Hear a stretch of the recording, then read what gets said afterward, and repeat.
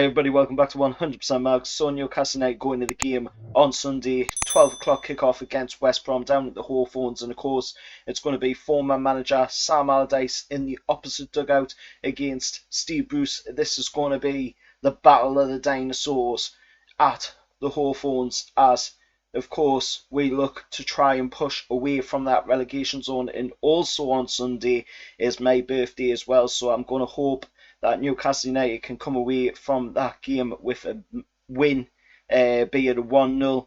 You know, I'll take anything as long as we can get a win on birthday to make the day that little bit extra special.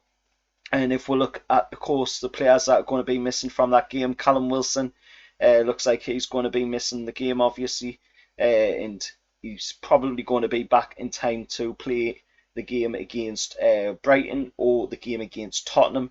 Miggy Almiron and Maxi as well are going to miss the game after picking up knocks in the game against Wolves, and it looks like they're going to be out until about April, so that's going to put even more pressure on. We're trying to stay up in the Premier League, and of course tomorrow Fulham take on Tottenham in the midweek fixture, along with West Brom taking on Everton, so we'll have to see how the results go in them two games and see if they somehow come out and help us in the fact of Tottenham hopefully coming away with that win in the game against Fulham, and hopefully Everton coming away with a win in the game against West Brom. Mealcraft, Javier Manquillo and Federico Fernandez are all set to return. They are fit, so they could possibly return in that game against West Brom on Sunday, but it has been confirmed after, of course, the recent passing of Glenn Roeder. Rest in peace to Glenn Roeder as well, and before to do go out with his family, I did put a video out on the passing of Glenn Roeder as well, and with the news of the passing of Glenn Roeder, that does mean that Newcastle United will be wearing black armbands on Sunday, and that echoes with visit as well to the Hawthorns back in 2009 when, of course, Sir Bobby Robson passed away, and the players wore the armbands then as well, obviously, and of course they'll be wearing them once again, and hopefully there will be a minute's silence as well. There more than likely will be. But it's very upsetting that to hear the news of course, Glenn Roeder passing away. Moving on from that, of course, we'll look at West Brom, and of course they beat Brighton 1-0 at home on Saturday, and of course, like I say, they face Everton tomorrow night ahead of our visit on Sunday. And the referee for the game is, of course, Martin Atkinson. Somehow we've managed to escape getting the Yorkshire-based official this season. The last time playing in a game with him officiating it was, of course, back in February of 2020, and that was a home draw of 0-0 against Norwich City.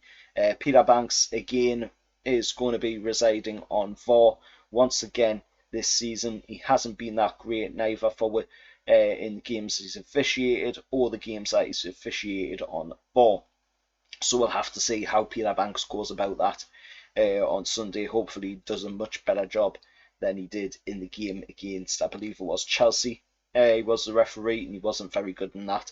If we look at it, of course, Sam Allardyce, since leaving the club in January of 2009, Hippo Heed Allardyce has won just 2 of his 12 games he's faced with various teams. Of course, the wins coming with West Ham in the 13-14 season where they won 3-1, and the 14-15 season where they won 2-0. In the most recent time he's managed against was, of course, the Everton seasons of 17-18, where he lost 1-0 in both home and away fixtures. And of course, at the Hawthorns, the last time we won here was in the FA Cup back in 1920 season, and of course that was a 3-2 win. Miguel Almiron bagging a double, and of course Valentino Lazaro scoring in the game as well. And the previous win before that was the 14-15 season with Jose Perez and Colin Cheney scoring the goals.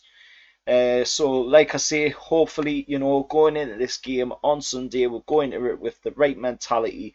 It's all looking a bit dodgy at the moment with the club, and the talk of the takeover as well being on hold. If you can actually take that as credible news, because it is coming from Luke Edwards at the end of the day, and he has been known and has even personally come out himself, and says that he does deliberately wind up us Newcastle United fans. So if you can take that as credible news coming from a journalist like that, is entirely up to yourself, but in my opinion, I wouldn't be taking that as credible news, because you can't pause something like arbitration. There's no pause button on it. It's arbitration. Once it gets moving, that's it. It's moving. So in my opinion, I still think the takeover's going on behind the scenes. We've just got to wait, obviously, see what happens with the results, see if we stay up in the Premier League. But if we're going to the games, and we play really well like we did against Man United, then I think we can come away from this game with a win and come away from the next two games with a win. The Tottenham game, in my opinion, will be a difficult one, but it is Jose Mourinho at St James's Park, and as we all know, Jose Mourinho doesn't have much luck when he comes to St James's, so hopefully that'll play in our favour and we can come away from that game with something of note. But it is going to be a tough game, and I just hope that we can come away from this game with something positive, especially on my birthday as well. I don't want the lads to be losing on my birthday. That would just be absolutely bullshit.